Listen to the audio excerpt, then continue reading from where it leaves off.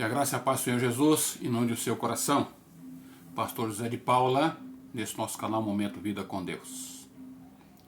Lembrando você de visitar a nossa página no YouTube, deixar ali o seu like, o seu joinha. Isso é muito importante para que o YouTube reconheça o nosso trabalho e faça a divulgação para maior número de pessoas. Também convido você a fazer sua inscrição, caso você não seja inscrito. Nosso objetivo aqui não é ganhar dinheiro de maneira alguma. Nosso objetivo aqui é compartilhar uma porção da palavra de Deus. Que você também compartilhe essa página com seus amigos, familiares, para que eles também possam ouvir uma porção da palavra do nosso maravilhoso Deus. Convido você a refletir comigo hoje, 2 Reis, capítulo 20, versículo de 1 a 11. Em 2 Reis nós vamos meditar juntos aqui no tema angústia. Aí você pode pensar, mas como assim, pastor? Angústia? Por que angústia? O que é angústia? Angústia é um sentimento de forma intensa, de desconforto emocional. Também é sufoco, abafamento, dor no coração, ou no peito, impossibilidade de agir. É o tempo correndo sem esperar por você. São como as folhas do calendário caindo e você pedindo aí de forma desesperada para que retorne ao lugar de onde estavam, para haver mais tempo para que você consiga resolver algum problema. Isso é angústia. Angústia também é o choro amargo, que se chora quando parece não haver mais solução. Interessante que esses termos aqui eles foram compartilhados com Laércio Miranda no Pão Diário de 2011. Eu achei interessante essa forma dele colocar o termo angústia. Porque a angústia também ela pode ser desencadeada por situações de estresse, como problema de saúde, quem sabe perdas ou incertezas sobre o futuro, coisa que nós não vivemos hoje, não é? Com certeza a angústia vai ser algo pesaroso na vida de muitas pessoas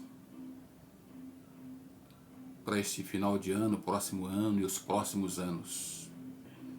Serão momentos aí de muita angústia, muito estresse, muito desconforto emocional, muito sufoco, muita dor no peito, pessoas impossibilitadas de agirem, de poder agir, não é? Pensando de uma forma incerta quanto ao futuro, diante daquilo que haverá ainda por vir. E ela pode também, a angústia pode se manifestar como sintomas de ansiedade e depressão. E a Bíblia também fala a respeito da angústia, que é frequentemente associada aqui a momentos de dificuldades, sofrimento, aflição, tanto físico quanto emocional.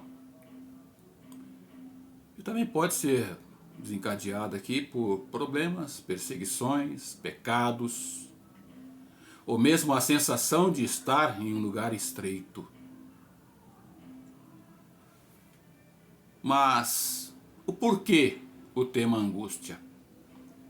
E pensando aqui no texto da palavra de Deus em 2 Reis, capítulo 20, versículo de 1 a 11, que diz: Por esse tempo o rei Ezequias ficou doente e quase morreu. O profeta Isaías, filho de Amós, foi visitá-lo e disse: O Senhor Deus diz: Ponha as suas coisas em ordem, porque você não vai sarar. Apronte-se para morrer. Então Ezequias virou o rosto para a parede e orou assim: Ó Senhor Deus, lembra que eu tenho te servido com fidelidade e com todo o coração, e sempre fiz aquilo que querias que eu fizesse. E chorou amargamente. Isaías saiu do quarto em que o rei estava, mas antes que tivesse passado pelo pátio central do palácio, o Senhor, Deus lhe disse: volte e diga o seguinte a Ezequias, governador do meu povo: eu, o Senhor, o Deus do seu antepassado Davi, escutei a sua oração e vi as suas lágrimas. Eu vou curá-lo. E daqui a 3 dias você irá até o templo. Vou deixar que você viva mais 15 anos. Livrarei você e essa cidade de Jerusalém do rei da Assíria. Defenderei essa cidade por causa da minha honra e por causa da promessa que fiz ao meu servo Davi.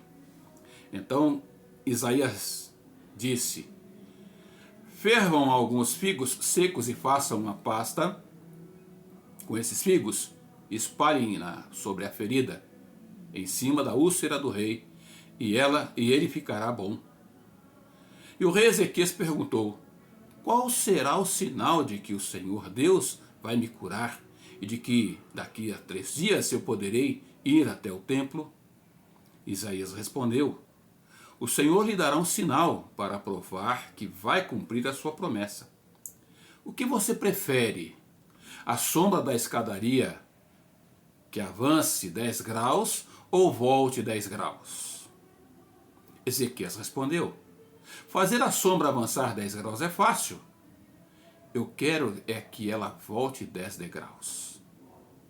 Então Isaías orou a Deus, o Senhor, e ele fez a sombra voltar 10 graus na escadaria feita pelo rei Acaz. Uma história de um rei em que foi acometido de uma doença a qual ele morreria. E quando o profeta Isaías então chega para conversar com Ezequias e falar a respeito daquilo que estaria por acontecer, que Ezequias deveria colocar a casa em ordem porque ele iria morrer, Ezequias chorou diante de Deus. Chorou e expôs a sua situação.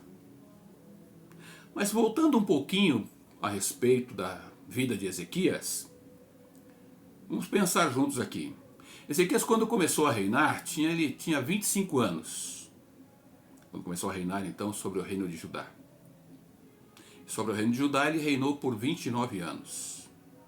Se você pode observar lá em 2 Reis, capítulo 18, versículos 1 e 2. Mas quais foram os erros de Ezequias para ele chegar nessa situação? Primeiro foi mostrar os seus tesouros aos mensageiros do rei da Babilônia. Versículo 13 desse capítulo 20, ele fala a respeito. O outro erro de Ezequias foi a sua vaidade e orgulho, que após ele ser curado da doença grave, ele foi expor, foi mostrar, foi se colocar, para os mensageiros do rei da Babilônia. Esse foi o maior erro que ele fez. Além de desobedecer às ordens do Senhor, se unindo, fazendo aliança com outros povos. Aí Ezequias recebe um recado do Senhor. No verso 1, ponha as coisas em ordem, porque você não vai sarar, apronte-se para morrer. Eu fico imaginando se eu ou você recebesse de Deus uma palavra assim: olha, pronto sua casa, porque de hoje você não passa, você vai morrer. Qual seria a sua reação? Qual seria a sua atitude, sua postura? Eu te garanto que muitas pessoas entrariam num desespero tão grande que é capaz que elas antecipassem sua morte.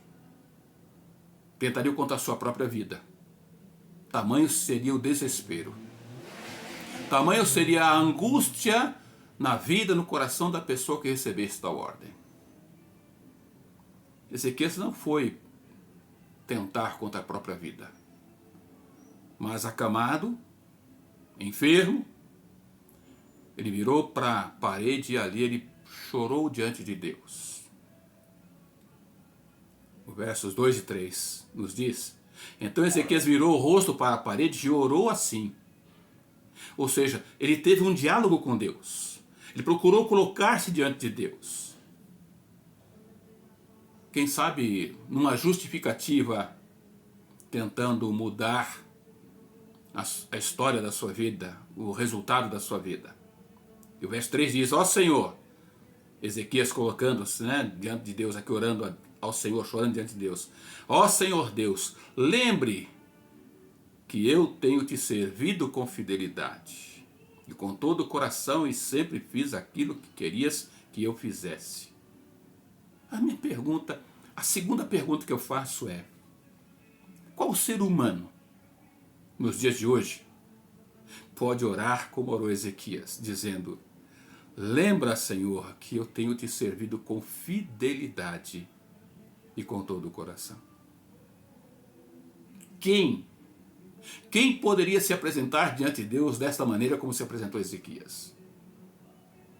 Orando ao Senhor, justificando-se diante do Senhor, chorando, lamentando diante de Deus, e dizer dessa forma: eu tenho te servido com fidelidade e com todo o coração, e sempre fiz aquilo que querias que eu fizesse. Eu te garanto que você, nesse exato momento, você não está fazendo o que Deus quer na sua vida. De maneira alguma.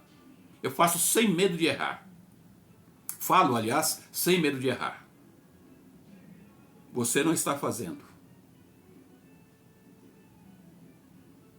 Com certeza o seu pensamento está muito distante. O que você tem feito não está de acordo com a palavra de Deus, não está de acordo com a vontade de Deus. Mas Ezequias pôde colocar diante de Deus o que ele estava passando.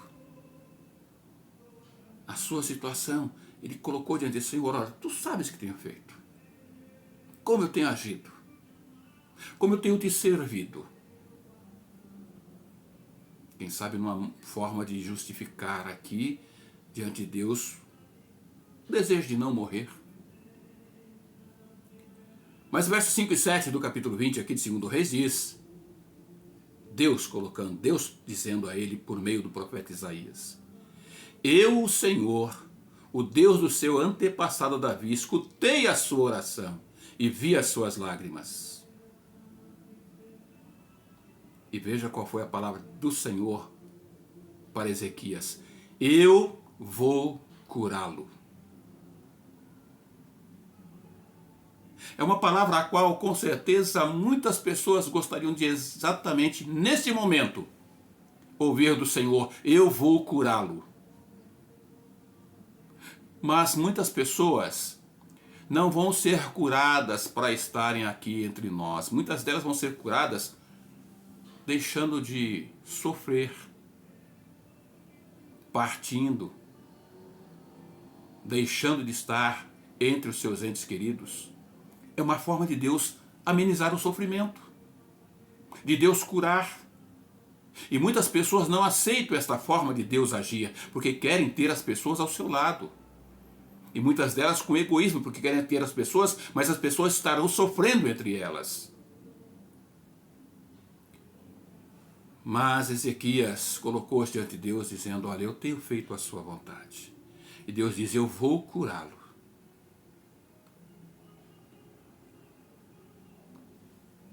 Então Isaías lhe disse, para aqueles que estavam servindo: olha, fervam alguns figos secos, faça uma pasta com esses figos e espalhem-na sobre a ferida, em cima da úlcera, e ele ficará bom. Isaías deu aqui algo simples para que pudessem fazer e colocar sobre as feridas, sobre a úlcera de Ezequias, o qual ele estava ali pronto a morrer. Mas Deus disse: eu vou curá-lo. E a solução foi simples. Algo que foi dito para que se fosse feito na vida dele. Eu digo para você que em muitos momentos na vida do ser humano, a palavra também é simples, para que muitas coisas mudem o curso da vida, o curso da história de muitas pessoas. A palavra é simples. Creia e aceite Jesus em sua vida e em seu coração. Mas as pessoas não querem, porque é muito simples, é muito fácil. Não é necessário sacrifício nenhum. Mas as pessoas não aceitam. As pessoas não reconhecem que Deus é aquele que pode dar a solução para a sua vida. Ezequias viu que a solução estava no Senhor.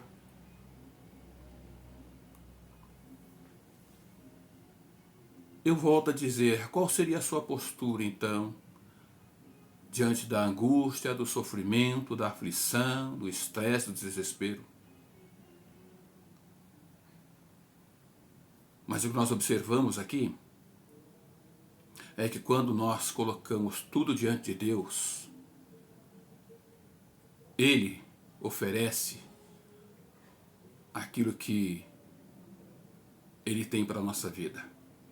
Como Ele pôde oferecer para Ezequias. Ezequias buscou ao Senhor, e o Senhor ofereceu para ele o que tinha sido colocado, aquilo que Ezequias havia pedido a ele.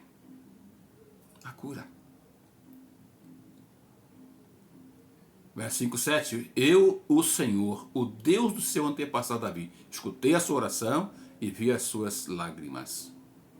Eu vou curá-lo. Querido, tenha para você esta palavra para o seu coração. Deus é o único que pode mudar a história da sua vida se você abrir o seu coração e colocar diante dele toda a sua angústia, todo o seu sofrimento, toda a sua dúvida. Mas você buscar ao Senhor de todo o seu coração. De todo o seu coração você declarar Jesus Cristo como seu único e suficiente Senhor e Salvador. Ele poderá curá-lo não das suas aflições, dos seus problemas. Ele poderá salvar você, acima de tudo. Preste atenção, acima de tudo, do castigo eterno, ou seja, a separação eterna de Deus, ou seja, viver eternamente no inferno. Deus é aquele que pode curar você, dando a você a alegria de viver na presença dele para todo sempre. Mas quais são as lições que nós podemos tirar aqui com Ezequias? Primeira lição que nós tiramos é que é necessário buscar ao Senhor de todo o coração. Foi o que Ezequias fez aqui. Ezequias virou o rosto para a parede e ali ele pôde buscar ao Senhor, não reclamar, mas buscar ao Senhor de todo o coração. E dizendo, olha, eu sempre te servi com fidelidade. E com todo o coração sempre fiz aquilo que o Senhor quisesse que eu fizesse. Deuteronômio capítulo 6, versículo 5 diz, ame o Senhor, seu Deus, de todo o seu coração, de toda a sua alma e de toda a sua força. É assim que você precisa agir. Buscar ao Senhor de todo o coração, com sinceridade. Buscar a Ele. Veja que hoje em dia as pessoas, ao invés de buscar Deus, estão em busca de curandeiros, de feiticeiros, de tantas outras coisas aí, mas não buscam o Deus verdadeiro. As pessoas confiam mais nas outras pessoas, naquilo que as pessoas podem fazer e agir, mas não confiam em Deus. Ezequias buscou ao Senhor. E nós aprendemos com Ezequias que é necessário buscar a Deus, ao Deus único, de todo o coração. Mas também aprendemos com Ezequias que quando nós buscamos ao Senhor, nós precisamos saber que Deus é aquele que conhece a minha vida, a sua vida, conhece o nosso coração. Ezequias disse ao Senhor, lembra-te de mim. Será que você pode dizer para o Senhor dessa maneira? Senhor, lembra de mim. Olha, Senhor, eu tenho te servido, eu tenho te buscado, eu tenho colocado a minha vida. Será que você pode dizer assim? Diante do Senhor? Porque foi o que Ezequias falou. Buscou o Senhor de todo o coração e disse, Senhor, lembra-te de mim. Neemias, no seu capítulo 13, versículo 14, também é uma outra passagem que diz, por isso, Deus meu, lembra-te de mim e não te esqueça das coisas que fielmente fiz pelo templo do meu Deus e pelo seu culto. Como é difícil parar, pensar de que maneira nós, meros mortais, temos realmente buscado ao Senhor, servido ao Senhor. Eu digo para você como pastor, e tenho certeza que você tem feito, está muito distante daquilo que você tem feito que venha realmente agradar ao Senhor. Mas aprendemos com Ezequias que é necessário buscar ao Senhor de todo o coração.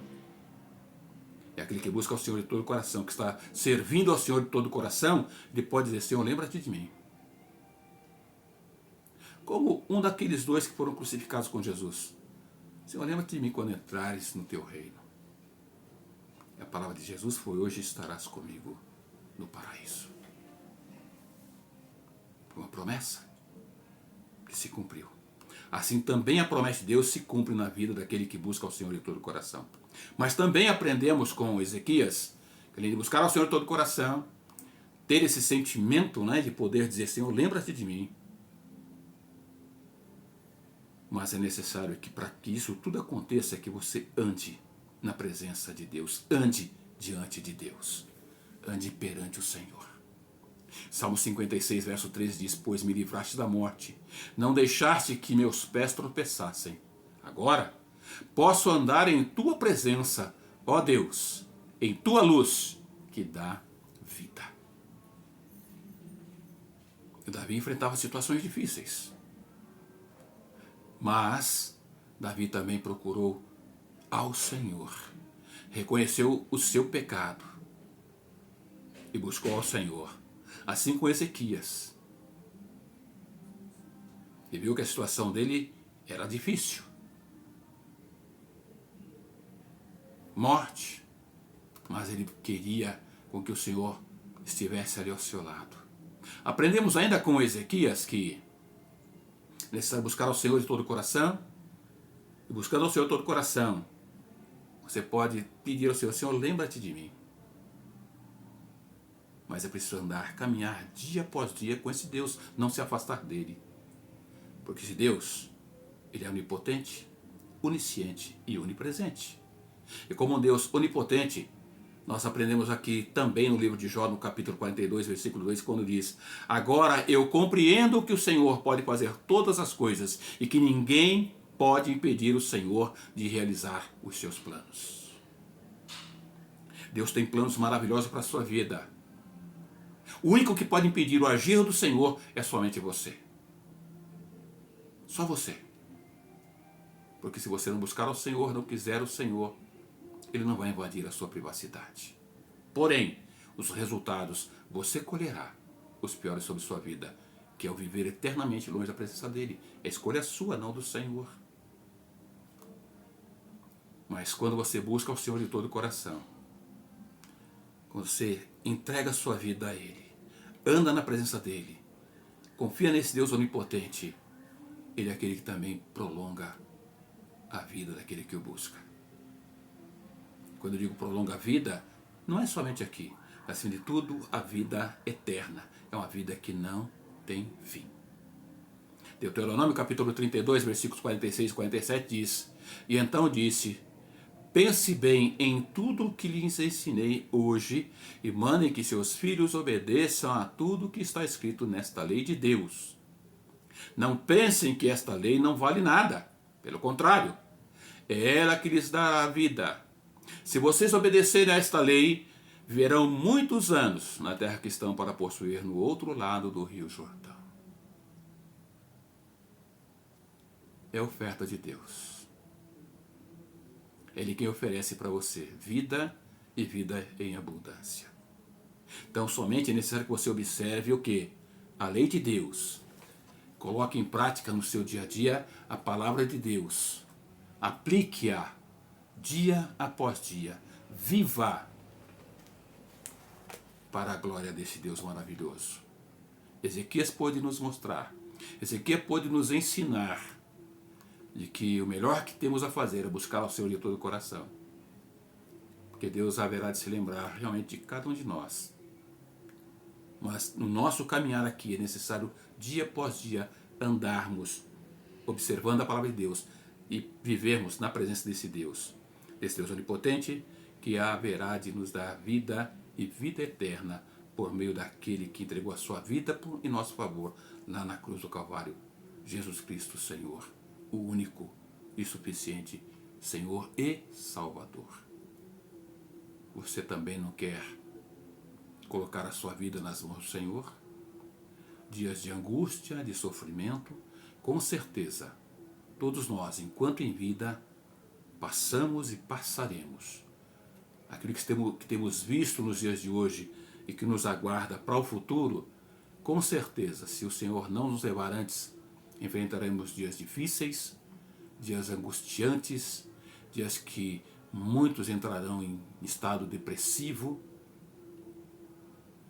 mas, tendo o Senhor, pode ter certeza que o Senhor estará no controle como sempre esteve e dará uma saída para aquele que realmente o buscar de todo o coração.